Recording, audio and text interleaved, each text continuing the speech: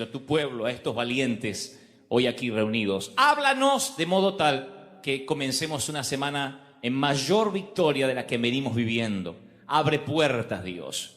Que este año 2006 sea el año de los sueños cumplidos, de las visiones concretadas, de los suspiros más íntimos, exhalados en la intimidad, cumplidos proféticamente en forma pública, tal cual lo hemos soñado. Declaro, Dios, bendecido nuestra entrada, nuestra salida, nuestro acostarnos, nuestro levantarnos. Bendice, Dios, el trabajo de mis amados hermanos, el tiempo de su descanso.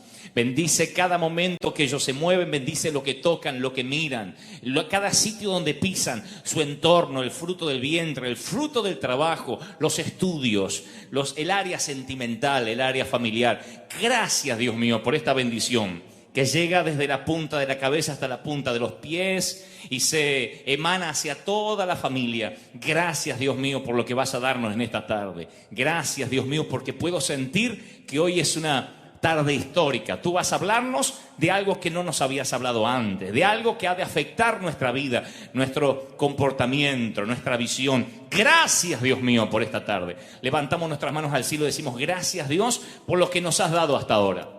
Y ahora abrimos el corazón para que nos hables, para que nos conmuevas, para que tu gracia y tu favor esté con nosotros, para que te agrademos, para que nos des el mejor halago que pudieras dar a un mortal. Que seamos personas conforme a tu corazón. Señor, considera nuestro caminar. No hemos sido perfectos. Hay de los que están aquí diciendo, Señor, tengo una montaña de errores. No lo he hecho bien esta semana. Pero ruego que la unción del Espíritu ahora descienda y la gracia limpie todo pecado. Y no haya acusadores en el oído de nadie diciendo, este momento no es para ti. Que no haya ninguna voz del diablo diciendo, este mensaje no es para ti. Reprendo al devorador, reprendo al enemigo y la gloria del Espíritu lo inunde todo minuto a minuto en este momento. En tu nombre decimos amén. Muy bien, damos un aplauso al Señor. Bendito es el Señor. Y luego tomamos asiento, por favor. Muchas bendiciones. Muy buenas tardes para todos. Anoche estuvimos con los jóvenes en el último servicio, el de las 10 de la noche, o el de las 9, o el de las 11, no sé qué hora era. Pero terminamos muy tarde, como a las 12 terminamos anoche. Y fue una reunión muy buena. De paso le comento si hay aquí padres de los muchachos y chicas que estuvieron ayer. Fue bueno, porque si bien el mensaje es diferente al que voy a predicar ahora, pero hablamos respecto a, como siempre, yo hice una suerte de tío Dante ayer y les pregunté que le cuenten al tío por qué no se estaban casando. Algunos creen que son oso panda, que está prohibido casarse, que no lo pueden casar. Entonces yo le decía, ¿por qué no había casamiento? De vez en cuando me gusta venir los sábados a mover un poco las aguas, a ver qué pasa. ¿Vieron que cuando no está el papá, siempre hay un tío que dice, contale al tío, ¿eh? Así como ayer no estaba el pastor, como hoy, yo le decía, cuéntenle al tío, cuéntenle. Y ni así se soltaban los desgraciados. Es un problema grave. Pero grave en serio. Esto es digno de... Yo lo veía como un problema grave porque veo que van pasando los años y no se casan. No hay casamiento. Hay que hacer muchos talleres de noviazgo, 3, 4, y a lo mejor sacamos un matrimonio. Uno que se quiera casar. No sé. Yo creo que también tiene mucho que ver con que los requisitos de admisión deben estar muy altos. Entonces quieren todo, que el hombre de la vida tenga la cara de Tom Cruise, que no sé, el cuerpo de Schwarzenegger, el ministerio de Freyson, no se puede todo. Hay una edad que tiene que decir, ¿no? Digo, fuera de toda broma, hay una edad que hay que decir que sea hombre, ya está. Y si es varón y está soltero, que tenga las piernas iguales. Tiene 2 ojos, ya hay mucho para empezar. No, porque me parece, es preocupante, pero yo insisto con esto, porque tienen que casarse más, tienen que enamorarse más, tienen que emprender un montón de cosas, así que eso para que le cuenten al tío Dante cómo marchan las cosas dentro de un tiempo. Y hay unos Ayer anuncié que hay un email en la hojita de anuncios que se le entregó que se llama sugerenciasalpastor@reyderreyes.sion.com. Como cosa de ustedes, díganle, pastor, inviten a Dante a dar una clase de sexo y noviazgo. Así. Pero tiene que ser que usen palabras diferentes, que el pastor diga, opa, un mismo sentido en la iglesia. No le digan que yo les dije. Y escriban email y hagan que estalle el servidor diciendo inviten para que... Así se sacan los hijos de encima. Eso tiene 34 años, todavía bien la piecita. Es una mano que nos damos mutuamente, ¿sí? Muy bien. Vamos a compartir en el libro de Efesios el capítulo 4 y el versículo 13. O el versículo 11 puede ser, para tener un contexto más amplio de lo que vamos a compartir. El capítulo 4 del libro de Efesios y el versículo 11. Después de leer el episodio bíblico, el pasaje bíblico, les voy a compartir algo que a mí me ha sido de muchísima bendición. Harto bendición, dirían los chilenos. Y creo que nos va a afectar positivamente a todos. Capítulo 4 del libro de Efesios, el versículo 11, dice lo siguiente. Y él mismo constituyó a unos apóstoles, a otros profetas, a otros evangelistas, a otros pastores y maestros, a fin de perfeccionar a los santos para la obra del ministerio, para la edificación del cuerpo de Cristo, hasta que todos lleguemos a la unidad de la fe y del conocimiento del Hijo de Dios, a un varón perfecto a la medida de la estatura de la plenitud de Cristo, para que ya no seamos niños fluctuantes, llevados por doquiera de todo viento de doctrina, por estratagema de hombres que para engañar emplean con astucia las artimañas del error, sino que siguiendo la verdad en amor crezcamos en todo, en aquel que es la cabeza, esto es Cristo, de quien todo el cuerpo, bien concertado y unido entre sí por todas las coyunturas que se ayudan mutuamente, según la actividad propia de cada miembro, recibe su crecimiento para ir edificándose en amor. Ahora quiero que me presten mucha atención, por favor. La Biblia es clara y el Señor es claro en cuanto a que creo que lo más saludable que nos puede pasar como cristianos es tener un crecimiento paulatino, progresivo. Y creo que lo más saludable que nos puede pasar como padres es ver que nuestros hijos están creciendo saludablemente. Y que lo peor, insisto, que le puede pasar a un padre, no ahora lo mejor, sino lo peor, la antítesis, es de pronto ver que nuestros hijos no crecen, ya sea físicamente o cerebralmente. Entonces eso ya es un problema que los padres nos cuesta afrontar en el caso hipotético que nos sucediera.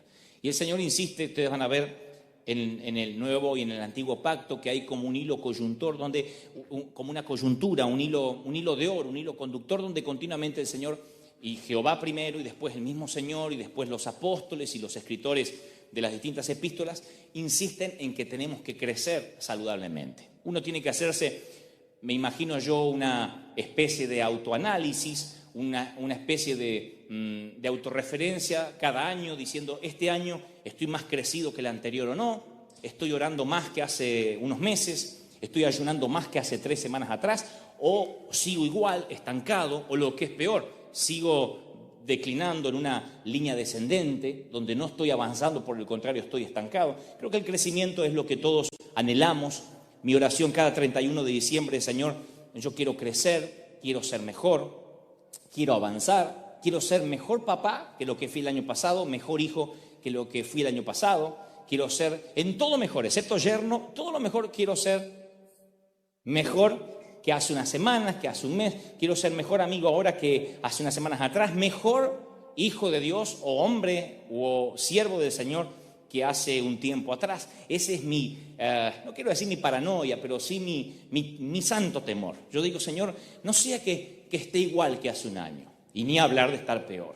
Me gusta, en mi caso particular, aunque no me soporto mucho, porque nadie somos muy críticos con nosotros mismos. Entonces no me soporto mucho escucharme o en la radio o verme en un video, porque siempre me busco todos los defectos, digo, aquello pude haberlo dicho mejor, tuve que haber gesticulado mejor aquello, en aquello me equivoqué. Pero de vez en cuando me gusta ver si hay una evolución en cuanto a mi dependencia del Señor, si estoy más calibrado con Él. Me encanta saber si este año siento la voz de Dios mejor que hace un año atrás. Eso tiene que ver con el crecimiento, a fin de que crezcamos a la medida de la estatura de la plenitud de Cristo. Pero esto es lo coyuntural, lo medular, el meollo de lo que quiero transmitirles hoy. Hace un tiempo atrás, cuando estábamos solo en Olazábal, nos visitó el pastor José Satirio dos Santos, que la gran mayoría recuerda, y los que no, les cuento, un hombre de Dios increíble, que tanto nos ha ministrado la Iglesia Rey de Reyes, oriundo de Brasil, pero con una iglesia crecidísima en Cúcuta, Colombia. Satirio, en determinada ocasión, nos hablaba de que hay una oración equívoca que nosotros solemos hacer, que es: Señor, quiero tener más fe, aumentanos la fe, porque tengo poca fe, yo nací sin fe, aquel parece que tiene más fe que yo porque le va mejor en los negocios, o en la pareja, o en el ministerio. Entonces eso era un detalle que Satirio un día nos explicó y nos dio luz en un mensaje que todavía yo guardo como uno de los preciados tesoros en mi corazón, de los que jamás haya escuchado. Él decía: la fe no es algo que crece, no es que algunos tienen poquita fe y otros tienen grande fe. Por eso el Señor dijo que todos tenemos una misma medida y es comparable a un grano de mostaza. Cuando el Señor dice que la fe crece, o cuando, mejor dicho, los apóstoles les dicen: aumentanos la fe, ellos querían una super fe, o que el Señor dijera: ahí está, ahora tienes una gran fe. Lo que el Señor siempre trataba de decirles es: todos recibieron la misma medida de fe. La fe no es una cuestión que crece en tamaño, sino que es un género. Si yo esa fe, esa semilla de mostaza, tipificado, simbolizada en una semilla, la guardara en un cofre, dentro de 5 o 10 años, ¿qué voy a tener? Fe. Mejor dicho, fe o una semilla, pero fe sin usar. Si yo esa semilla la guardo en un cajón y la entierro 7 metros bajo tierra, cuando la desentierro voy a tener la misma semilla de fe. Va a ser semilla sin usar. Y Satirio, en aquel mensaje histórico, decía: cuando tenga la fe, úsala. Lo digo como lo decía él, porque no es lo mismo que yo diga úsala, no suena bien. Úsala. Da como gana de usarla que te lo digan así, ¿sí o no? Y si tú agarras tu fe, esa semilla plantada crece, decía Satirio dos Santos. Porque él nos enseñaba, inspirado por Dios, indudablemente era nada más un canal de lo que el Espíritu Santo nos quería decir, que la fe crece cuando uno la usa. Que cuando uno, estoy nada más parafraseando lo que él decía para pasar de lleno a lo que quiero transmitirles, que tiene mucho que ver con esto de la fe, aunque vamos a hablar de otro género. Pero él decía: cuando uno se encuentra en una tempestad en el mar, como los discípulos, los apóstoles, ¿se acuerdan? Y de pronto uno siente que va a perecer, no tiene que murmurar, no tiene que enojarse, no tiene que blasfemar, no tiene que pensar: Dios me abandonó, sino que esa es una oportunidad para usar esa semilla que se te fue entregada.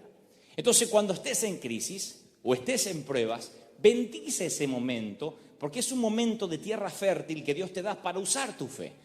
Y recuerdo como si fuera hoy que Satirio decía: cuando esté en el medio del mar, no es mar, es mar, y la tormenta se eche, sepa que usted tiene que decir: viento, mar, aquíétate en el nombre de Jesús que está durmiendo. Porque Jesús, recuerdan el episodio bíblico que Jesús dormía. Y entonces lo fueron a despertar y le dijeron: Señor, estamos pereciendo. Y el Señor dijo: hombres de poca fe. En otras palabras, el Señor le estaba diciendo: ya a esta altura de la vida ni me tenían que haber despertado. Debieron haber usado la fe. Entonces hay un momento que no hay que despertar al Señor: ay, Señor, me dejaste solo. Sino tomar la autoridad y decir: crisis financiera, crisis familiar, crisis de soltería crónica endemoniada. Retrocede en el nombre de Jesús. Porque el Señor, aunque parezca que está durmiendo, está sobre la barca. Entonces, voy a insistir y tomarme de un hilo conductor de un mensaje que les traje hace un par de semanas atrás. La diferencia de un hombre o una mujer, cuando hablo de hombre no hablo de género, vamos a hablar del ser humano. La diferencia de alguien que tenga visión a alguien que no la tenga, no es necesariamente que este esté tocado por una varita mágica o que Dios tenga favoritismo hacia este mientras que ignora a este otro. No es lo que necesariamente ocurre. A veces este tiene más audacia para usar la fe que el otro no se atrevió a usar. Entonces alguien no tiene temor a equivocarse y emprende, y por eso arriesga, y por supuesto, claro que puede perder, pero también tiene muchas posibilidades de ganar.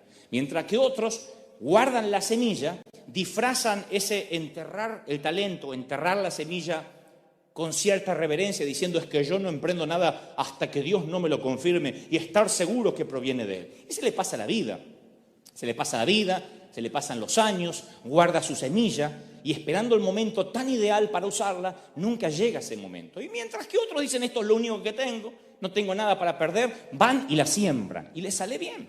Entonces, aunque te hundas en el intento, siempre es preferible usar esa semilla. Si alguien dice, Señor, yo quiero que en el 2006 tener una fe mayor, es porque en el 2006 Dios te va a dar oportunidad para usar esa fe. Ahora les hago una pregunta, respóndanme concienzudamente y brutalmente honestos. ¿Cuántos? Brutalmente honestos, ¿qué les voy a decir? No dije respóndanme brutalmente honestos. ¿Cuántos quisieran tener una oportunidad para utilizar la fe durante lo que resta de este año? Levanten la mano como señal y compromiso ante el cielo, los testigos y los ángeles que les van a contemplar. ¿Cuántos quisieran oportunidad para usar la fe? Muy bien, dales pruebas, dales crisis, dales luchas. No porque tiene que venir la tormenta si no pueden usar la fe. Van a venir las tormentas, van a venir los momentos difíciles para que ustedes puedan usar la fe. Tiene que venir ese momento donde la mamá águila tiene que sacar la comodidad del nido y ustedes se sientan entre espinas y se larguen a volar. Si no, se van a quedar todo el día en el nido. Dicho sea de paso para los que no se casan. Que hay que mandar, un día hay que sacarle el colchón y ponerle a espinas. ¡Ay, mami! Para que se largue a volar de una vez por todas. Pero digo, sí. El reino de los cielos es semejante a un hombre, dice la Biblia, que sembró una semilla. Si la guardamos, no nos sirve para nada y tenemos que usar el terreno fértil para que esa fe crezca. Pero no quiero hablar ahora de la fe puntualmente, eso es algo que le corresponde, por supuesto, a una revelación que tanto nos bendijo y que vino de parte de José Satirio dos Santos. Yo quiero comentarles de otra cosa que también debe crecer, no sé si llamarlo cosa, otro género que también debiera crecer. Me toca viajar por distintas partes del mundo y me encuentro con un común denominador que no resiste, mejor dicho, que resiste barreras idiomáticas, barreras de fronteras. Es como un común denominador con el cual luchan la gran mayoría de los cristianos y es la falta de oración. O más que la falta de oración, que sonaría poco espiritual, es el poco deseo de orar. La gran lucha para mantener una vida de oración. Y el fin de semana pasado estuve en Roma, en Italia. Entonces me di cuenta que tenemos mucho de los italianos, dicho sea de paso. Si alguien no viajó a Italia, Argentina tiene mucho de ¿qué hacemos? Todos los gritos, todo el aeropuerto es un griterío. La que te despache de ¿qué? Y porque están todos gritando, todo el mundo grita, no sé, no es un problema de sordera crónica, pero eso lo heredamos, diría Luis Landricina, eso no lo heredamos de los mapuches nosotros, eso lo trajimos de los tanos. Así que, y los cultos son iguales, todo el mundo todo el mundo grita, todo grita. Y cuando me tocó predicar, el traductor obviamente gritaba, todo lo que yo decía, él lo gritaba. Yo decía, buenas tardes, ¡buenas tardes!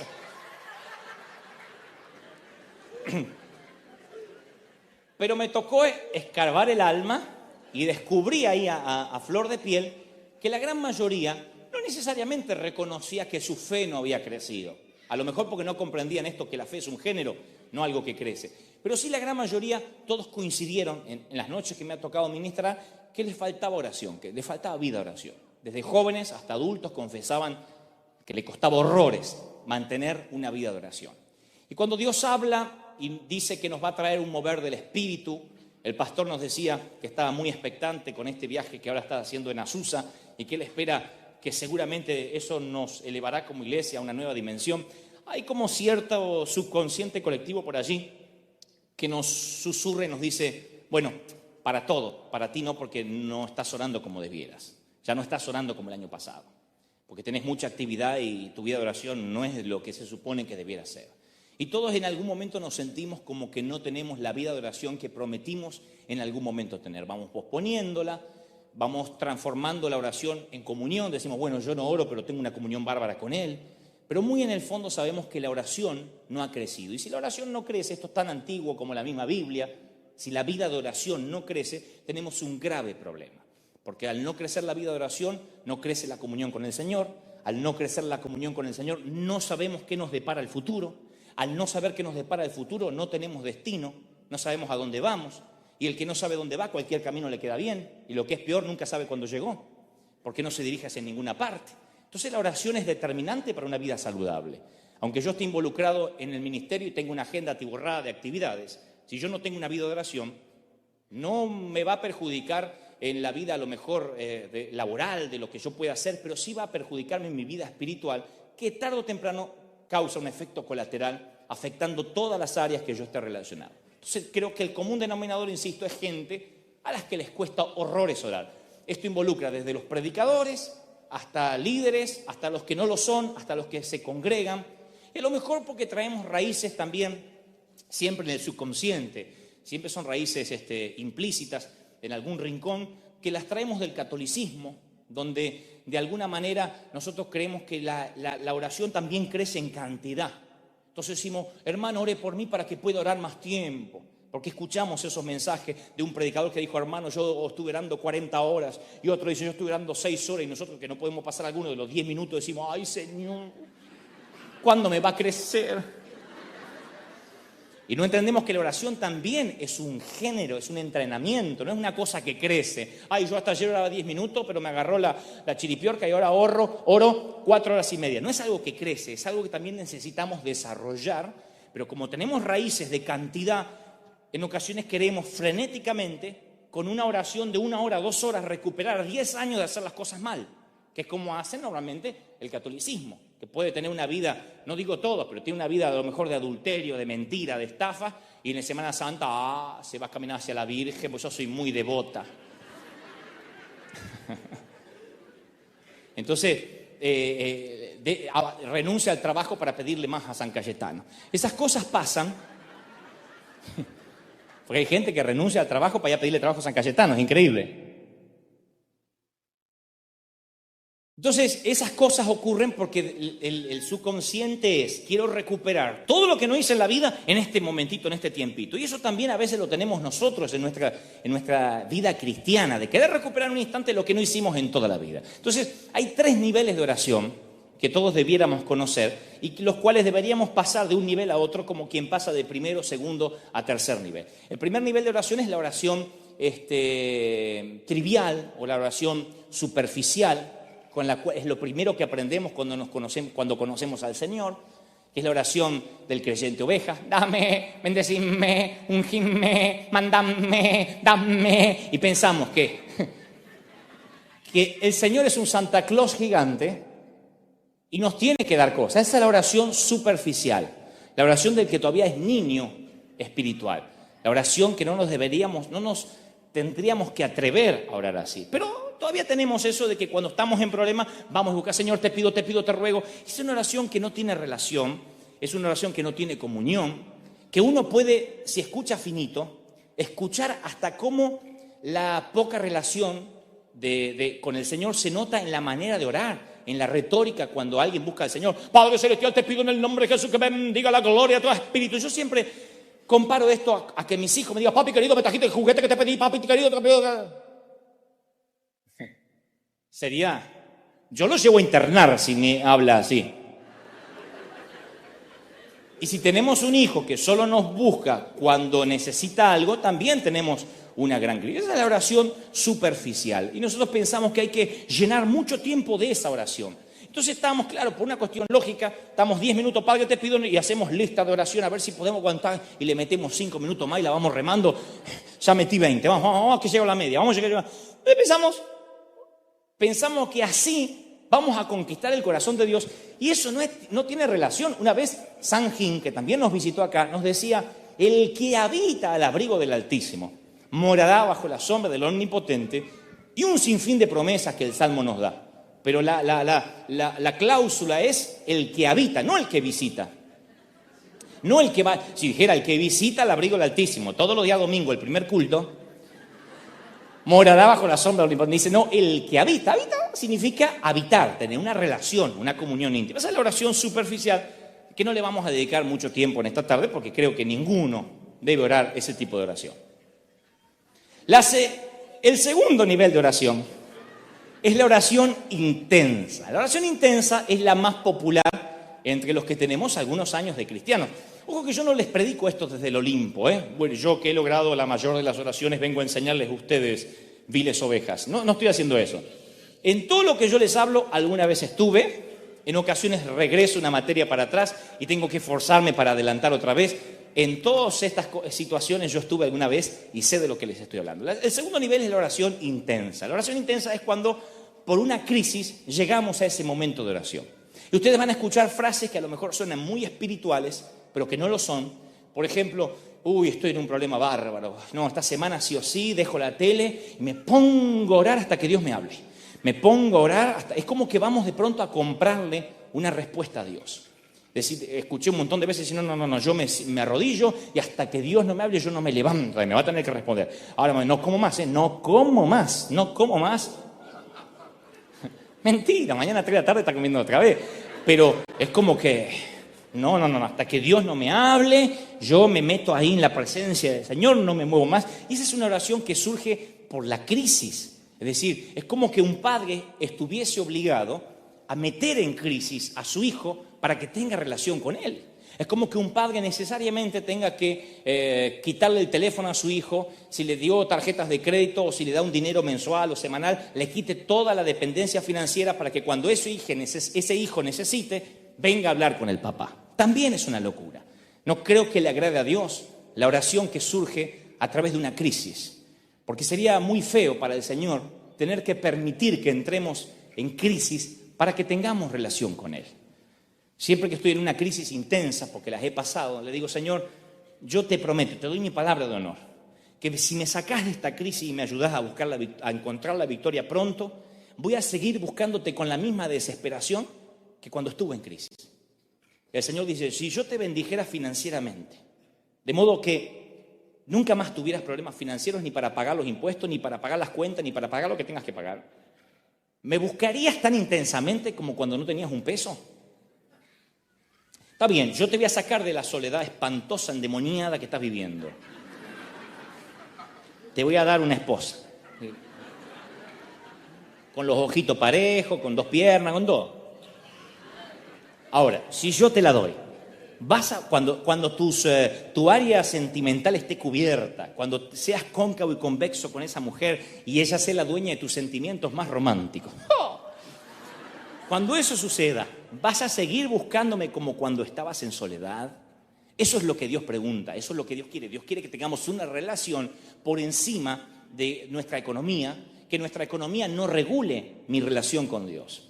Que mi relación sentimental no regule mi relación con Dios. Que no seamos los hijos del rigor. Que Dios no tenga que permitir una crisis para que yo tenga que buscar al Señor. Dios dice, yo necesito que me busques porque me amas simplemente. De hecho, hay gente que dice, ¿por qué? Yo escucho predicadores que opinan y dicen, Dios me ha mostrado de aquí a 5 años lo que me va a ocurrir y yo no sé lo que me va a pasar mañana, el día lunes. El Señor dice, yo también puedo mostrarte tu futuro, porque pensamientos de bien tengo para ti, no de mal, pero lo que estás buscando es no tener que venir a mi presencia mañana. Lo que tú quieres es saber cómo va a estar tu futuro para no tener que buscarme y pasarte la vida mirando televisión. Entonces el Señor dice, el segundo nivel, que es la oración intensa, tampoco es la que el Señor habló. En determinada ocasión los apóstoles le dicen, Señor, ¿cuánto tiempo debemos orar? Y el Señor le dice, orad sin cesar. Ahora, présteme atención como nunca han prestado atención a otro predicador sobre la faz del cosmos del universo. Mírenme. Si ustedes me prestan vuestros 5 sentidos durante lo que resta del sermón, yo les doy mi palabra de honor que ustedes nunca jamás van a tener más problemas con la oración.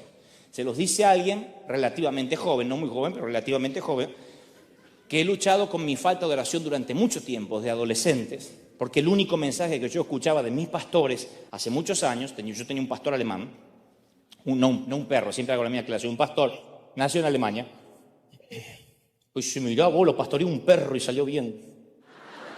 Yo tenía un pastor que me decía, hermano, ore, decía, usted tiene que orar, y no te decía más nada.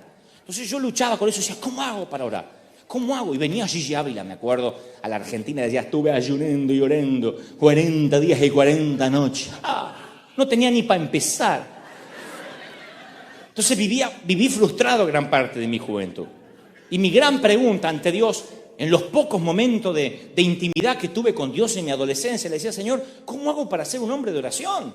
Porque yo aprendí en forma muy clara que si no era un hombre de oración, nunca, jamás podría llegar a ningún nivel espiritual.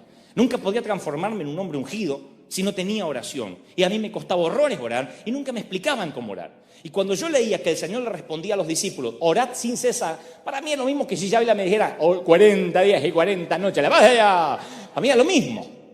¿Cómo sin cesar? Si yo no puedo pasar 10 minutos y el Señor dice sin cesar.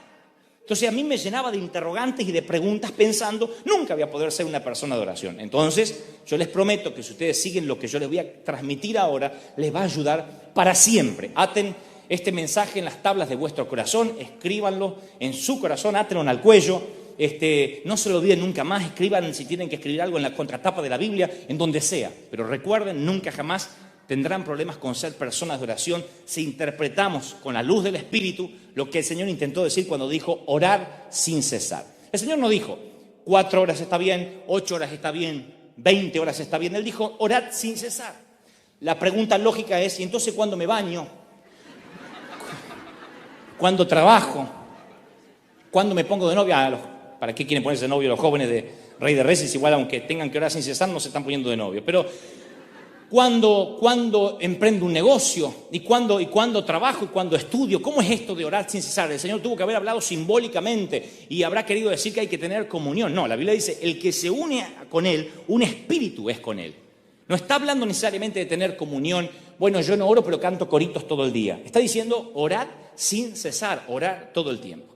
En el año 91, nosotros con mi esposa sentimos que Dios podía potencialmente darnos un ministerio. No lo teníamos, pero sentíamos que si nos esforzáramos, lograríamos conmover el corazón de Dios. Como mi esposa es una chica muy sensible a las cosas del Señor, lo ha sido y lo sigue siendo, ella me dijo, yo creo que si nadie confía en nosotros, en el único que podemos nosotros confiar y arrojarnos en los brazos, en el Señor. Así que, ¿por qué no quitamos cualquier tipo de distracción?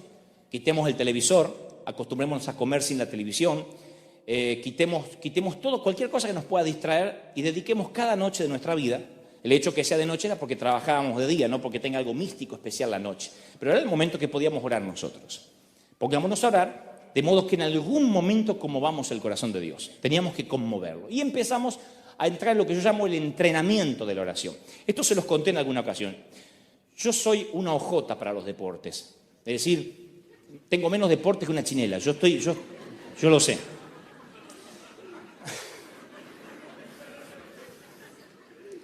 Pero cuando era adolescente, a lo mejor dije, descubro mi beta deportiva en una maratón que se corrió en el colegio donde yo estudiaba, un colegio alemán. Entonces íbamos a correr, nosotros pertenecíamos al colegio de Siemens, e íbamos a correr en contra de los alumnos de la Ford. Entonces el profesor dijo, bueno, los que quieran correr, anótense. Yo me anoté porque como era malo para los deportes, dije, pero como soy delgadito, sí puedo correr. Y el profesor, que se llamaba Jorge Basualdo, nos dijo, miren, necesito que ustedes entrenen para correr. Si no entrenan, van a fracasar. La carrera no era una carrera, era una especie de carrera de resistencia o algo por el estilo. Alguien disparaba al cielo y salía mi compañero con una antorcha y el contrincante con una antorcha también. Tenían que correr 100 metros, el equivalente más o menos a una cuadra o 120 metros, con la antorcha, regular por supuesto la velocidad, pasar la antorcha al siguiente y al siguiente y al siguiente, así hasta que daban toda una vuelta. Por supuesto, en la pista lateral iba el equipo contrario. Yo estaba en tercer lugar esperando la antorcha. Todos decían que habían entrenado. Yo decía, ¿quién necesita entrenar para correr 100 metros? Así que dispararon. Aquel día yo invité a mis familiares, a mi papá, a todos, para que vean, no, en serio, para que vean el corredor que se estaban perdiendo las Olimpiadas. Disparan al aire y sale mi compañero. Y me sorprendió la manera en que salió corriendo, porque tanto él como el contrincante salieron como regulando la respiración y hacían. Decía, aspiraba una vez y soltaban 2 veces. Y que corrían más o menos así. Así, pechito paloma. Corrió los 120 metros, le dio la antorcha, la tea al segundo, y salió con la tea encendida de la misma forma. Y yo no entendía por qué corrían así, de que se apure, que se apure, que se apure. Dice yo, que se apure, vamos, que se apure. Vamos, que se apure, que se apure, que se apure, que se apure. Porque yo decía, yo voy a correr. Cuando llegue mi turno voy a sacar la ventaja que estos dos están dándole al equipo contrario. Pues salía. porque había que resistir. Así que yo esperaba el segundo, me acuerdo el nombre, Jorge Derluc se llama el muchacho, porque esto fue traumático de mi niñez. Entonces cuando se está acercando Jorge Derluc, yo digo, vamos, y hasta casi no aguanto y lo voy a buscar, pero no me podía mover. Y cuando me da la antorcha, salgo como si 1000 demonios me corrieran. Vieron que hay maneras de correr, una es así y otra es cuando uno corre sin dignidad, que hace ¡ah! Y sale así, que se te va el tronco para adelante y quedan las extremidades para atrás. Y salí así. Salí y la dignidad la dejé acá y me fui. Casi se me apaga la antorcha de lo que corrí. 120 metros tenía que correr. A los 40 metros me empieza a doler la ingle. Yo no sabía que tenía ingle hasta la fecha. Me empiezo a doler acá, una puntada fuerte. Pero seguía porque estaban todos mis familiares mirando. Entonces seguía así. 20 metros más, la otra ingle, porque tenemos 2 ingles. Y ya era una porquería corriendo, era así.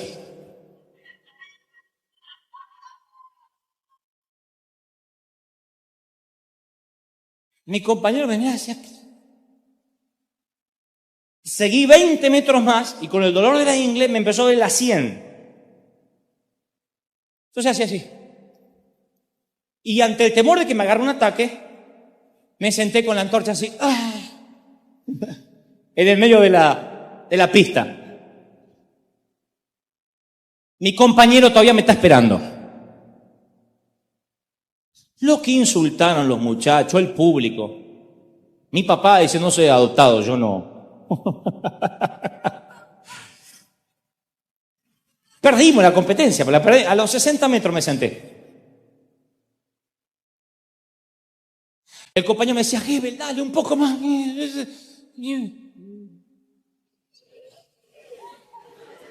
Fuimos al vestuario, los muchachos después de unas breves palabras alusivas, el profesor me mira, nunca me voy a olvidar lo que me dijo, me dice, pero Gebel, ¿qué hizo? Y yo respondí como toda excusa, y yo intenté. Y él me dijo, Gebel, no intente, entrene. Y aunque solo fue un detalle trivial, una situación deportiva que por supuesto me hizo muy popular por los años que permanecí en el establecimiento, pero siempre me quedaron las palabras del profesor, aún llevándolo al ámbito de la oración. No hay que intentar orar, hay que entrenar para orar. Y eso es una de las cosas que a lo mejor durante años no lo hemos aprendido. No porque estuviésemos mal enseñados, a lo mejor porque quizás, pienso, no tuvimos la revelación correcta y intentamos orar. Entonces tenemos sobrepeso, intentamos ser delgados, porque vemos a alguien delgado, entonces probamos de no comer nada y matarnos de hambre 2 días. Como vemos que no aguantamos, y bueno, yo intenté, se ve que lo mío son las tiroides.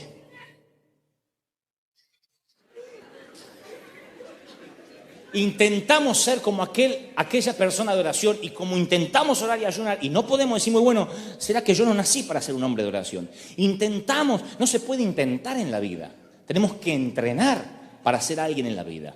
El entrenamiento es parte de lo que también la Biblia define como la disciplina de la oración, que es ese momento previo antes del deleite. Entonces nosotros lo que hacemos durante años es, voy a intentar orar. Sí, me tocó el mensaje, mañana lunes voy a orar. Mañana lunes va a haber un ejército de interrupciones. Mañana lunes va a haber una agenda atiborrada de cosas, familiares que llegan inesperadamente, teléfonos que no paran de sonar, hijos que se ponen más rebeldes que nunca. Y decimos, bueno, por lo menos el Señor vio que yo intenté. Recuerden las palabras de mi profesor, no intente, entrene. Entrene significa aprenda a manejar la respiración, entre otras cosas, sospeche por lo menos que debe tener un par de ingles que tiene que cuidar. Pero entrene, no intente. Entonces nosotros dijimos con mi esposa, vamos a entrenar para que haya un momento en nuestra vida, para que tengamos una historia con Dios, porque no teníamos una historia con Dios. En aquel entonces yo de vez en cuando predicaba en 1 o 2 reuniones de jóvenes en la iglesia de mis suegros y siempre contaba experiencias de otros. Leía libros y decía, una vez le pasó tal cosa a Billy Graham, y también Benny Hinn cuenta que yo no tenía historia con Dios. Entonces con mi esposa dijimos, si Dios ha de darnos una visión, tengamos una historia propia con Dios. Y empezamos a buscar todas las noches. Este aquí, que pasamos por todo lo que ustedes seguramente han pasado, van a pasar o están pasando. Por todos los niveles. Estoy hablando de un ejército de interrupciones justamente cuando quieren orar, teléfonos que no paran de sonar, visitas inesperadas, un sueño espantoso, donde uno dice, un sueño que quieren notar, quieren darse cuenta que eso es del enemigo, dejen de orar, enciendan el televisor y van a ver cómo el sueño desaparece. Es una cuestión que tiene que ver con que el diablo no quiere que crucen esa barrera de intentar hacer un hombre o mujer entrenada para orar. Si el diablo logra que seas una persona que solo intente, no eres un individuo peligroso. Una persona que intenta ser espiritual no va más allá que los 60 metros y se va a sentar con la antorcha encendida a la mitad de la carrera. Una persona que intenta ser espiritual no es una persona peligrosa en el ámbito del espíritu. Ahora, una persona que entrena es una persona que cae y se levanta, cae y se levanta, cae y se levanta. Es alguien que a lo mejor no sabe ni cómo golpear la bolsa, pero se va a transformar en un buen boxeador a medida que siga viniendo y siga entrenando hasta que su golpe sea casi mortal. Y eso es lo que Satanás intenta, él sí intenta, que tú no hagas. No quiere que te transformes en alguien entrenado para orar. Así que íbamos todas las noches, nos quedábamos dormidos, nos pasaba de discutir matrimonialmente, digo, por tonterías triviales. Ustedes saben que los matrimonios discuten por tonterías triviales también. No todo es la gravedad del asunto, que ya está en el límite del divorcio. A veces son tonterías. Y cuando nosotros decíamos por la mañana, hoy vamos a dedicarnos a orar, no bien volvamos de trabajar, ese día se discutía por cualquier tontería. Y entonces ya se te volaba la paloma, como dice Pedro Ibarro, y te bajaban los caranchos. Y ahora no oro nada, me sacaste la gana de orar. Y lo castigamos a Dios también. Y entonces ese día no orábamos, porque estábamos enojados y entonces no teníamos espíritu para orar. Cosa que arrastramos también de una mala enseñanza, porque nosotros pensamos que uno tiene que estar bien para orar. Porque toda la vida nos dijeron, si vas a orar, preséntate sin mancha ante el Señor. Preséntate limpio. Y eso es otra cosa que a mí me tuvo durante años en el intento de orar y nunca me dejó entrenar para ser un hombre de oración. Porque yo nunca podía cruzar la barrera del perdón. Siempre me sentí una cucaracha cada vez que iba a la presencia del Señor. Ay, perdóname, Padre, por lo que hice. Uy, lo que me vengo a acordar también hice. Entonces siempre estaba ahí. Y Dios estaba con derechos, con heredades, con promesas, con ministerios, con dones, con talentos. Y yo estaba este lado, ay, que soy una cucaracha inmunda. Ay, que no me puedo. Y nunca podía pasar esa barrera. Porque toda la vida me dijeron, no te presentes ante el Señor si no estás con manos limpias. Y aquí voy a repetir lo que prediqué una vez, un 1 de enero de, creo que de este año aquí, o del año pasado, no me acuerdo, que les contaba que cuando le dicen al Señor, Señor, enséñanos a orar, Él dice, cuando oréis, oren así. Padre nuestro, que estás en los cielos, santificado sea tu nombre, venga tu reino, hágase tu voluntad. El pan nuestro de cada día, dánoslo hoy, y perdona nuestras deudas. Primero está el pan, después las deudas. Perdónanos, gracias por el pan, y después perdona a nuestros deudores, perdón, mis deudas como yo perdono a mis deudores. ¿Qué significa esto? No puso las deudas primero, no dijo, no se presenten en la mesa si no están santos. Dijo, primero agradezcan por el pan, si agradecen por el pan significa que ya están comiendo. Y después me estaban comiendo y yo, la deuda. ¿Ok? La deuda. Ya está comiendo, porque si dio gracias por el pan. Esto lo entendemos cuando somos padres, que nuestros hijos, aunque se porten extremadamente mal, nunca está en juego su derecho a sentarse en la mesa. Y los que tenemos hijos chicos, cuanto peor se portan, es cuando más se tienen que sentar en la mesa, ¿o no? No quiero comer, sentate a comer que la comida que hizo tu madre. Y antes del postre, tú y yo vamos a tener una charla. Ese es el Señor, diciendo, tú no decides cuándo no venir a orar. Es que no me siento bien para orar. Sentate en la mesa, dice el Señor. Aunque no te sientas santo, aunque hayas cometido una semana de error tras error, tú te vas a sentar a la mesa porque la renuncia, mi querido, no es una opción. El dejar de orar es un lujo con el que no contamos.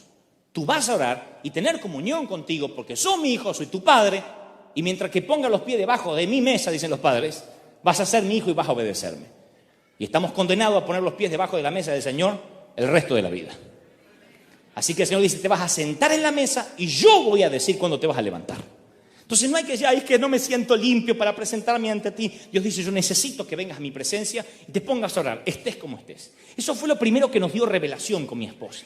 Entonces, después dejamos las rencillas de lado, dejamos las interrupciones de lado y hubiese pasado lo que hubiese pasado durante el día, íbamos a la presencia del Señor. Siempre es bueno tener un lugar para encontrarse con Dios. Ustedes saben que en el antiguo pacto la presencia del Señor estaba en el lugar santísimo, en un lugar especial. Cuando el velo se rompió, en la nueva dispensación de la gracia, uno puede encontrarse con la presencia de Dios en el colectivo, en el auto, en el baño, en la oficina, ¿sí o no? En cualquier lado. Eso a veces hace que bastardiemos la presencia del Señor. Y entonces que no tengamos un lugar donde encontrarnos. Pero ahora vean esto en el plano sentimental, los que están enamorados o lo estuvieron alguna vez. Cuando uno está enamorado, de hecho yo estoy enamorado de mi esposa, tenemos un tiempo con la familia, vamos juntos, vamos al cine, pero hay un momento donde se cierra la habitación y entonces en intimidad esposo y esposa comparten cosas, desde charlas hasta cosas que a usted no le interesa, que no pueden estar los hijos ni los extraños. Es el momento íntimo de la pareja. Por eso cuando una mujer pasa todo un fin de semana con su esposo y van al campo, y van al cine, y van al shopping, es muy probable que un día ella le diga, ¿cuándo vamos a tener un día para nosotros? Y el marido dice, ¿estás loca o me casé con otra? ¿Con quién estuve hoy todo el día? Ella está hablando de un momento de intimidad, de mirarse a los ojos. El Señor dice exactamente lo mismo. Por eso es bueno, no porque sea una doctrina, sino que esto nos va a ayudar a tener un lugar separado para encontrarse con Dios en el hogar. Búsquenlo mentalmente ahora mismo, puede ser un rincón, en el living, en la sala, en el comedor, en el baño, un lugar donde nadie los va a molestar. Eso les va a ayudar a tener mayor comunión con Dios. Porque a pesar de que ustedes están todos el día con un montón de actividades, ese es el sitio donde ustedes se encuentran con Él. Ayuda también tener una canción que los identifique en su relación amorosa con el Señor.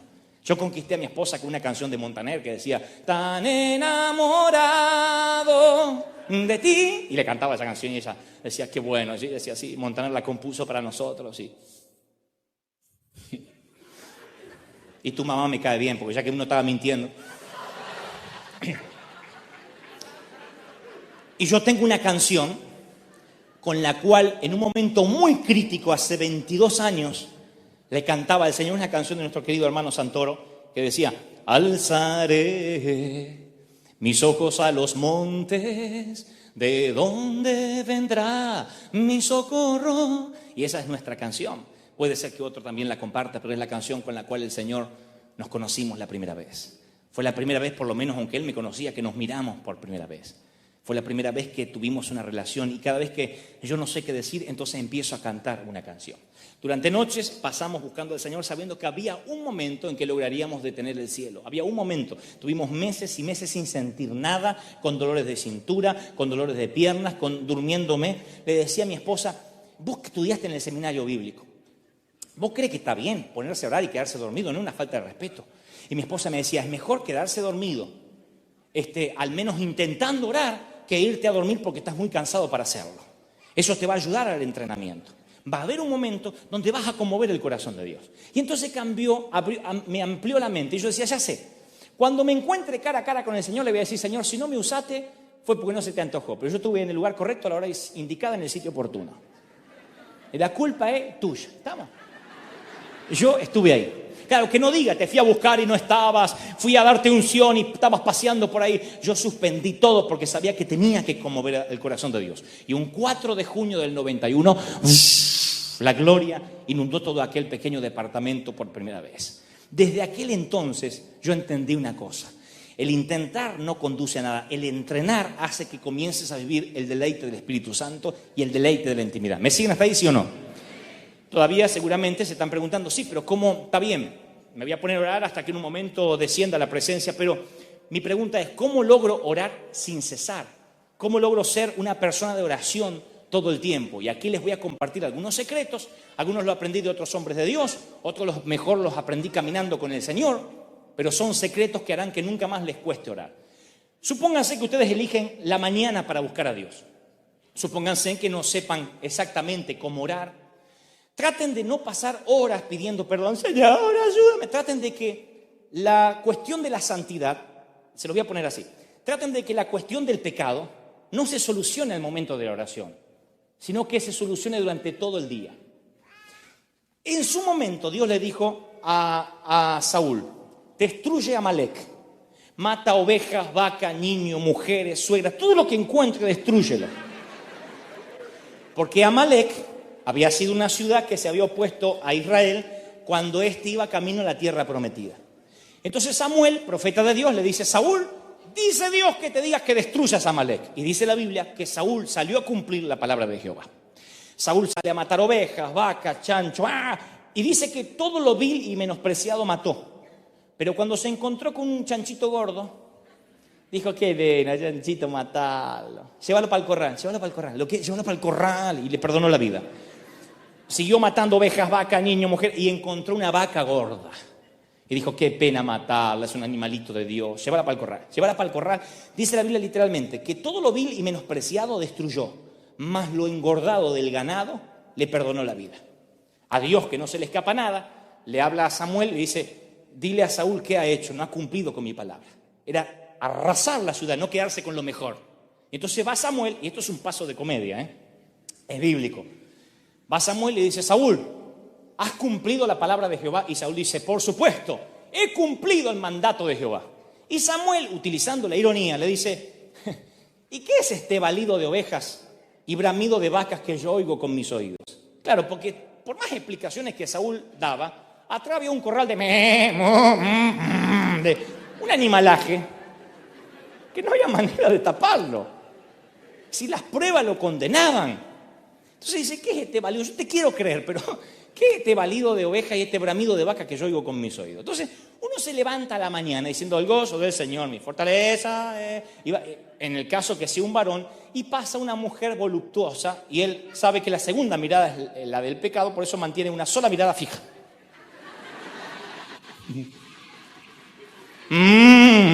Pasan 2 vacas para el corral. Sigue durante el día. Llega tarde al trabajo, tiene que entrar a las 9, llega a 9:15, pero no está el jefe, y entonces firma como que entró a las 9. Si no, pierde el presentismo. 3 chanchos para el corral. A la tarde se prende en una murmuración que no debería prenderse. 2 vacas más. Entonces el corral en el día se le va llenando de animales. Llega la noche, el momento de orar. Y dice, Señor, aquí estoy en tu presencia, Señor, límpiame, purifícame. Y Dios dice, yo te quiero escuchar la oración, pero tus ovejas y tus chanchos gritan tan fuerte que no me dejan oír lo que me intentas decir. Entonces el Señor dice, si vas a tener una vida de oración, debes cuidarte todo el día. Por eso el Señor dijo, orad sin cesar. ¿Cómo se lleva el orar sin cesar a la práctica? Sencillo, uno se levanta a la mañana y uno ora, si es que uno ora a la mañana, ora a la noche, pueden elegir el momento que les sea más práctico, donde el alma esté descansada. No se puede orar con el alma alterada. ¿Qué es orar con el alma alterada? Señor Jesús, te pido que, Señor, que bendiga, Padre, a la iglesia, a los jóvenes, a las chicas. Qué lindas están las chicas. Ahora que me acuerdo.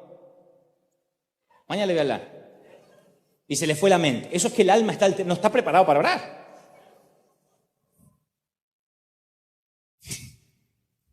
Ese ora así. Yo tengo un amigo acá, José Vera. Perdiste. José Vera es un hombre que tiene muchas cosas, entonces tiene un estudio jurídico y abogados a su cargo y tiene un caso. Entonces él me llama y dice, ¿qué haces, Dante? ¿Cómo te va? O sea, ¿cómo te va? ¿Todo bien? Bien. Bien, ¿cómo te va? Sí, te estaba contando. Mira, te llamo, Dante, porque... No, ese papel no es ese papel. Es el otro que te dije. ¿Qué papel, José? No, a vos no es. No es ese papel. Este es el otro papel. ¿Sí? Tráemelo, listo. Bueno, te llamaba Dante porque mirá lo que pasó ahora. No, que estoy manejando y justo se cruzó uno... ¿A quién no se te cruzó, José? ¿A dónde? No, acá adelante. Entonces me da ganas de decirle, calma el alma. Cuando quiera hablar conmigo...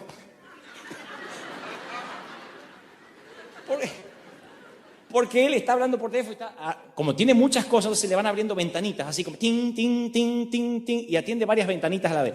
Ahora imaginen esto trasladado, que somos amigos y lo perdono.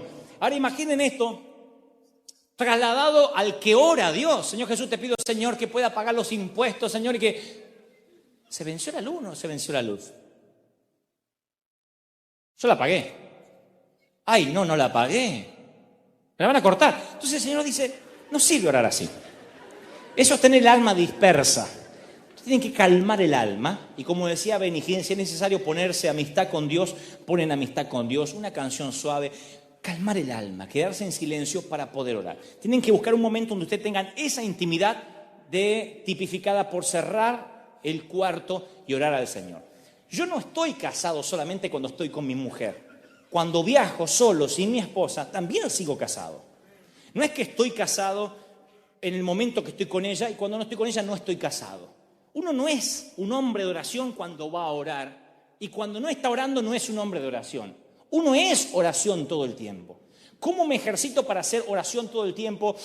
Regular la respiración y mantener la antorcha encendida sin que me duela la ingle y la sien. ¿Cómo lo hago? Orando a la mañana, si es que puedo, o leyendo la Biblia, y mientras me lavo los dientes sigo charlando. Señor, que me bendiga, Señor. Después, todo el día estoy en comunión con Dios, llego a la noche, al principio va a ser solo comunión. Cuando llego a la noche, digo, Señor, como te iba diciendo, sabes que hoy me pasó tal cosa y aquella otra, y si alguna ovejita, algún chancho se me metió, te pido que lo saques del corral. Va a llegar un momento donde el sueño te va a vencer, donde el cansancio te va a vencer. Y entonces, como bien alguna vez nos enseñó un querido hombre de Dios, es muy bueno que ustedes no digan amén, no corten la charla. Una vez que se encendió la comunicación en el celular con Dios, no corten, porque la cuenta la paga Él. No digan amén, no digan amén, no digan amén. Cuando estén hablando, digan, Señor, yo me voy a dormir, pero mientras que yo duerma, te pido, Padre, que mi espíritu se calibre contigo para que mi espíritu siga orando toda la noche. Entonces, mientras que mi carne descansa, porque me merezco un sueño reparador, te pido que mi espíritu siga orando toda la noche. Entonces, ¿eso qué va a hacer? Primero, los va a calibrar con Dios. Si hay algo en la televisión que no es correcto para un hijo de Dios, inmediatamente van a sentir como, esto no lo debo mirar.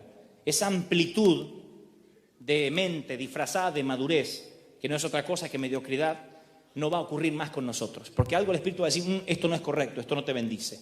Nos vamos a la cama, neutralizamos las pesadillas, no vamos a dormir mal. Les va a pasar que se van a levantar a la mañana siguiente con lenguas angelicales o con melodías que ustedes digan, ¿dónde saqué esta melodía? Yo me imagino, creo, pienso, considero que a lo mejor deben ser melodías de los cielos, que cuando uno está durmiendo el Espíritu Santo las trae allí y como un conductor del cielo viene y nos llena con su espíritu y su gloria.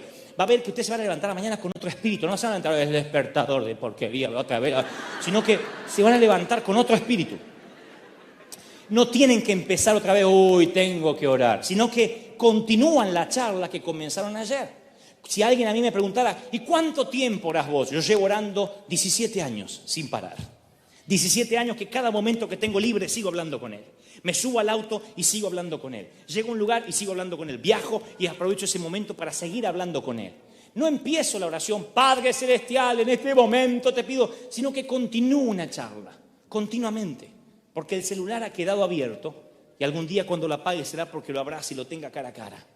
Pero por ahora la comunicación la paga Él. Entonces tú eres una persona de oración todo el tiempo y vas a notar que cuando llega la noche siguiente, ya no vas a estar 10 minutos ahí, sino 15, 20 minutos. Vas a notar que hay momentos que no vas a tener que hablar nada, solo el silencio. Satanás estará allí también. Satanás estará como león rugiente alrededor diciéndote, esto no es orar, estás perdiendo tiempo. Estar callado no es orar, por lo menos di algo inteligente. Ustedes sigan allí y si no tienen nada para decir, canten una canción, pero permanezcan allí en silencio. Las mayores revelaciones que yo he tenido han sido en los momentos de silencio. En los momentos donde no dije absolutamente nada. No sean correctos cuando vayan a hablar con Dios. No digan, Señor, aquí tu siervo. No van a impresionar al Señor. No lo conmuevan tampoco por la lástima. Ay, Señor, la gente no me quiere. La lástima no mueve la mano de Dios. La fe mueve la mano de Dios. Desparrámense en su presencia como un hijo que necesita del papá. Digan, papi, te necesito. ¿Qué día tuve hoy? No tienen que ser correctos para hablar con Él. Reclamen promesas. Cuando no sepan qué orar, busquen los proverbios, los salmos y reclamen promesas. Usen el vos me dijiste que usan mis hijos. Vos me dijiste, papá, me voy a comprar un autito. Vos me dijiste, dame, papá, vos da. Vos me dijiste. Miren, se los conté en alguna ocasión. Mis hijos siempre me preguntan si yo estoy muy ocupado cuando me quieren hablar. Como yo tengo cierta paranoia de que algún día crezcan y digan, papá siempre estaba ocupado, nunca me atendí, entonces yo tengo ciertos códigos con ellos, donde ellos tienen los teléfonos directos, y les digo, siempre pueden llamarme a cualquier hora, siempre papá va a estar disponible. Entonces, esto me ayudó mucho a mi relación con Dios. Yo siempre me imagino a Dios en un gran escritorio. Esto es imaginación, no es teología, es imaginación. Yo imagino lo que quiero, ustedes no se metan con mi imaginación, yo no me meto con la de ustedes, ¿estamos? Yo me imagino a Dios en un gran escritorio, con un montón de fax, email que le llegan de Benny Hinn, de Claudio Freyson, de fulano, de Carlos Anacondia, de Sergio Catalini. Y me imagino que yo no tengo que esperar porque soy muy amigo de él, porque soy su hijo, porque mis hijos no esperan para entrar a mi oficina. A lo sumo, por cortesía, preguntan si estoy ocupado, pero nadie los va a restringir, es el hijo del dueño. Así que yo me imagino que digo, Señor, y el Señor le dice a los ángeles, afuera que llegó mi hijo, afuera. Y se va Miguel y Gabriel, porque yo vengo a hablar con el Señor. Entonces mis hijos tienen los teléfonos directos, y hace poco yo estaba reunido con la gente de Integrity, que estábamos haciendo algunos negocios y unas cosas así, y suena el teléfono de la oficina, levanto, y el otro lado era Brian. Dice, papá, ¿estás ocupado? No, decime, papá, si Hulk y Spider-Man se pelean, ¿quién gana?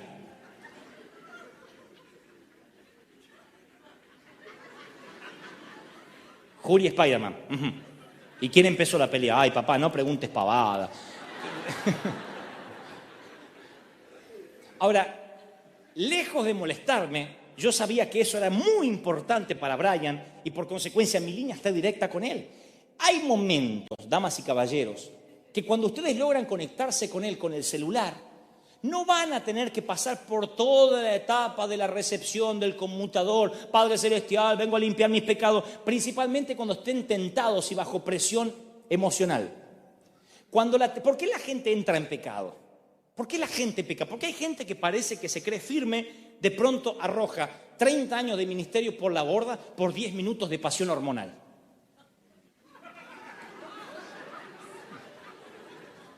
¿Por qué hay gente que parece estar firme, de pronto tira todo por la borda y se olvida de Dios? Porque apagó el celular.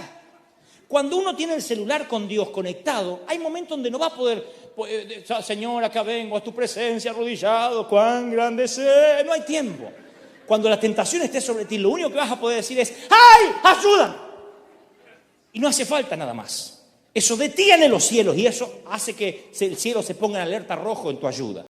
Cuando estés bajo tentación, porque las tentaciones están, porque los pecados son atractivos, la consecuencia del pecado es muerte, pero el paquete, el envoltorio, el packaging es atractivo.